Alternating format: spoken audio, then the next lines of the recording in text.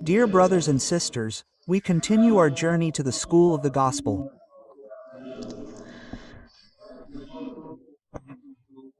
Dear brothers and sisters, we continue our journey in the school of the gospel, following in the footsteps of Jesus in the last days of his life.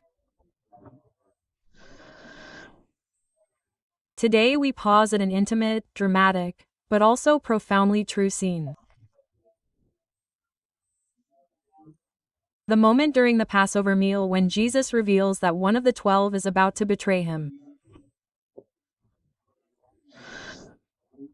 I assure you that one of you will betray me, one who is eating with me.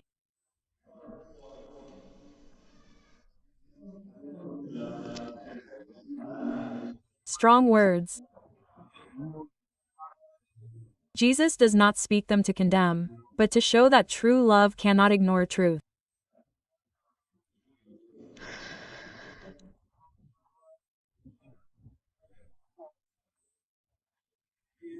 The room upstairs, where everything had been prepared with care a short time before, is suddenly filled with a silent pain made up of questions, suspicions, and vulnerability.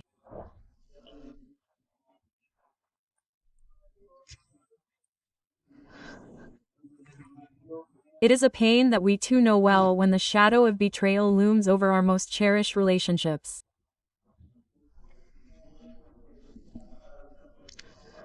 It is surprising. However, the way in which Jesus speaks of what is about to happen is striking. He does not raise his voice, he does not point his finger, he does not pronounce Judas' name. He speaks in such a way that each one can question himself. And that is precisely what happens. They began to be saddened and to ask him one after another, "Could it be me?"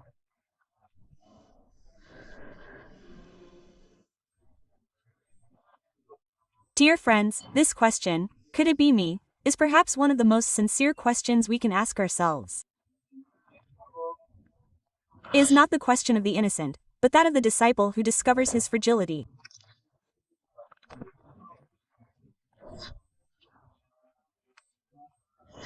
It is not the cry of the guilty, but the whisper of someone who, although wanting to love, knows that he can hurt. It is in this awareness that the path of salvation begins. The truth. Jesus does not denounce in order to humiliate, he speaks the truth because he wants to save. And in order to be saved, one must feel that one is involved, feel that one is loved in spite of everything, feel that evil is real, but does not have the last word.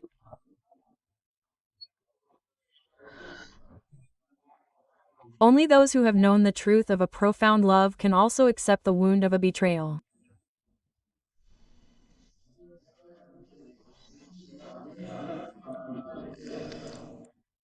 The reaction of the disciples is not rage, but sadness. They are not indignant, they are saddened. It is a pain that arises from the real possibility involved. And precisely this sadness, if accepted sincerely, becomes a place of conversion. The gospel does not teach us to deny evil, but to recognize it as a painful opportunity for rebirth.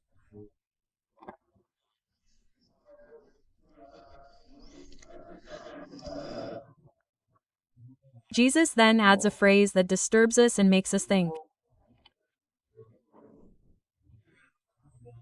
The Son of Man goes as it is written in it, but woe to him by whom the Son of Man will be betrayed. It would be better for him if he had never been born. These are harsh words, certainly, but they must be understood well. It is not a curse, it is rather a cry of pain. In Greek, that woe sounds like a lament, like an exclamation of sincere and profound compassion.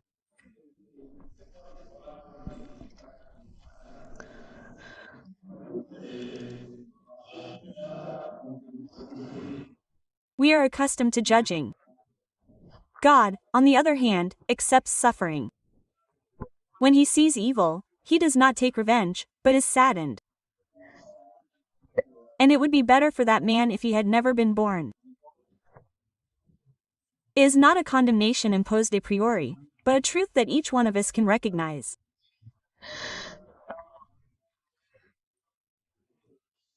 If we deny the love that has engendered us, if we betray it and become unfaithful to ourselves, then we truly lose the meaning of our coming into the world and exclude ourselves from salvation.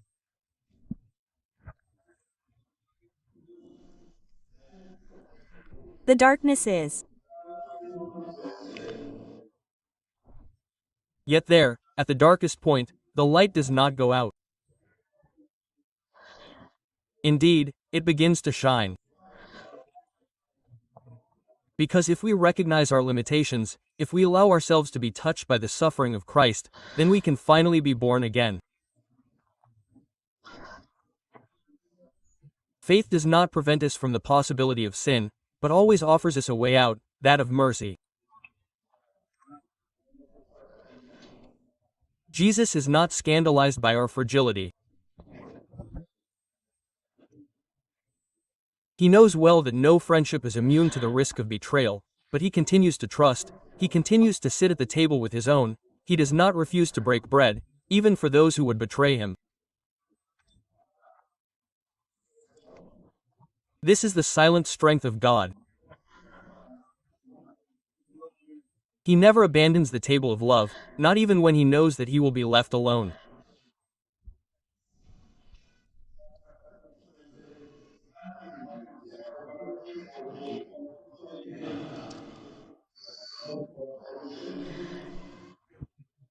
Dear brothers and sisters, we too can ask ourselves sincerely today, is it me?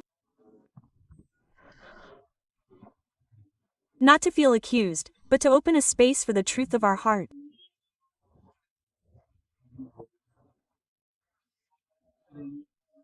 Salvation begins here in the awareness that we may be the ones who break God's trust, but that we can also be the ones who gather it, guard it, and renew it.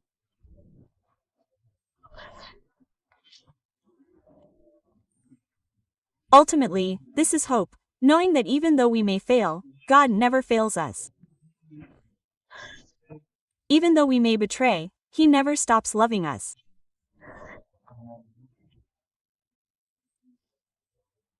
And if we allow ourselves to be touched by this humble, wounded, but always faithful love, then we can truly be reborn and begin to live no longer as traitors, but as children who are always loved.